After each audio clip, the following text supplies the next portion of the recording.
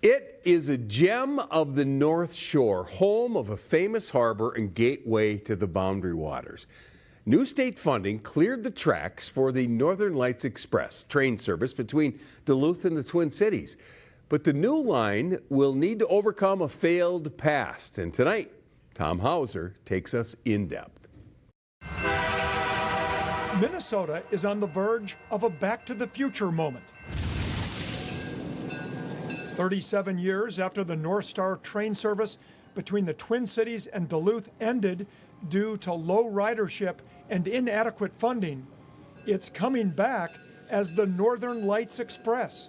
The stars aligned in Minnesota when the House and the Senate and the governor's office all agreed that it was time to stop planning and start building the Northern Lights Express project. Ken Buehler is a member of the Northern Lights Express Alliance and director of the Lake Superior Railroad Museum in Duluth. In 20 plus years, Duluth has become even more of a tourist destination, and the North Shore is bigger than that.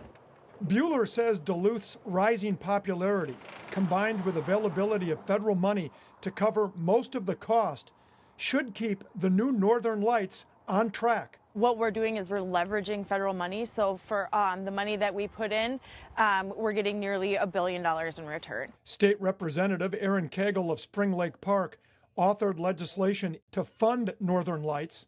The state will kick in $195 million. The federal government will kick in the other 80%, assuming everything stays within the projected $974 million budget.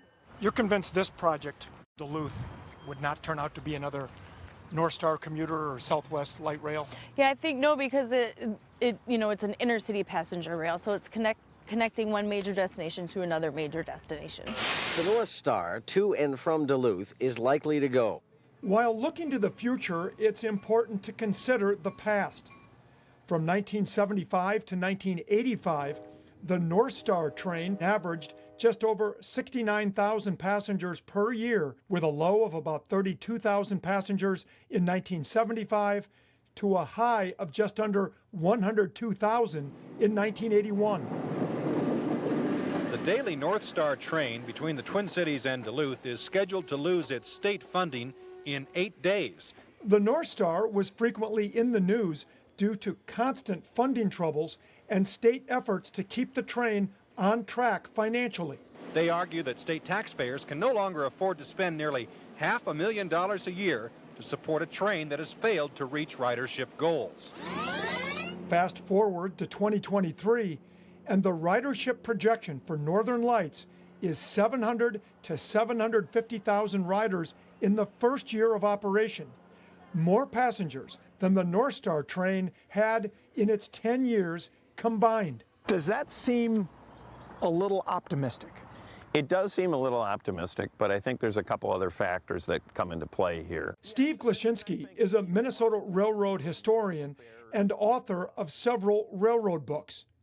He says maybe the biggest single difference between 1985, when North Star ended, and the proposed Northern Lights is a stop in Hinckley. To get the idea that the train will only be people traveling from Minneapolis, St. Paul to Duluth, not necessarily so.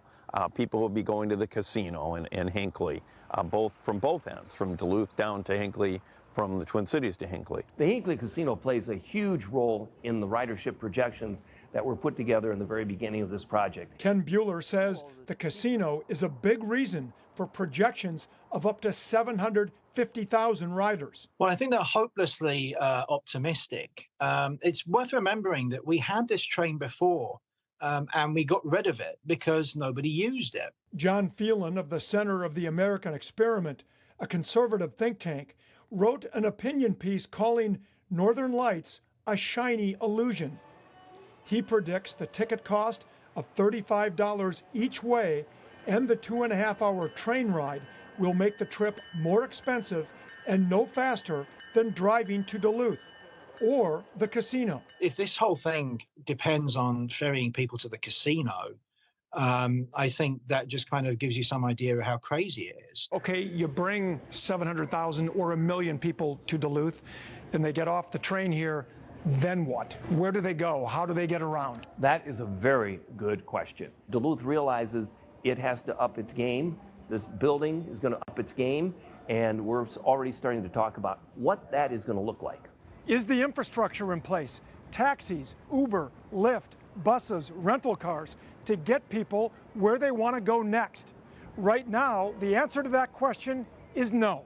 We're a different Duluth. There's a different energy, a different vision. Duluth Mayor Emily Larson says the city recently built a new transportation hub near the existing Duluth train station. It's so exciting. So you can see it just 2 blocks. All aboard! It's near the existing station now used by the North Star Scenic Railroad that attracts 100,000 passengers every year. Built to support buses, public transportation, walkability, bike storage.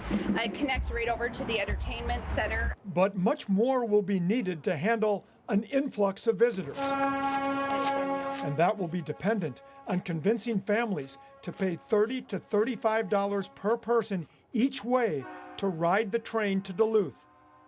Like this family that drove here from the Twin Cities. Would the price of the ticket discourage you at all if there were 5 of you? It would give us, we'd have to budget for it, but it would be something we would do. Northern Lights advocates acknowledge the train will always need subsidies to operate. In the U.S., we tend to look at things and say, if it doesn't make money, it's not worth doing. And my argument is, well, in this instance, it is worth doing.